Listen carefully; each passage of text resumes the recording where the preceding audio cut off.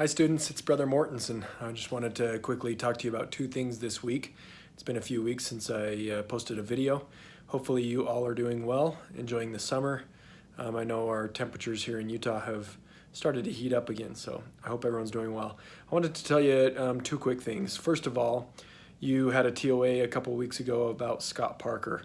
I just finished grading the Scott Parker TOAs, and I was impressed with all the comments and posts and thoughts that you all had about leadership.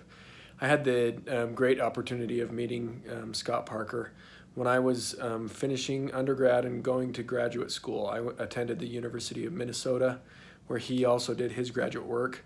And I got a random call from him one day said, "Hey, I would like to meet with you at my house for an hour or two." And I didn't really know exactly who he was or how big of a deal he was, but I went down, I didn't have a pen and paper, I wasn't prepared with questions, and yet he sat there and he talked to me about my future in healthcare and what I wanted and what he could do to help. And having had just retired as the CEO of Intermountain Healthcare, this large, 40,000 employee organization, he took the time to meet with me at his house in his backyard to have lemonade with him and just talk with him. And I was just so super impressed. And many of you mentioned that he continues to be a mentor still and help to lead others. And I just really appreciate that.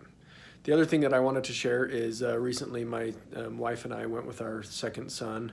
As you may have seen in our pictures, we have an adopted little black boy, Eli, and he's my son from the very moment I laid eyes on him after he was born.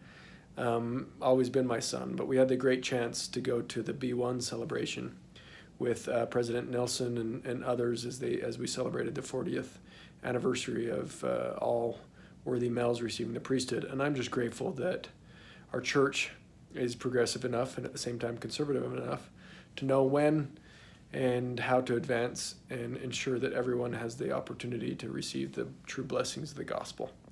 I think it's a great thing, and tears were shed as we listened to those great performances for that celebration. If you haven't had a chance, I would highly suggest listening to it and watching it.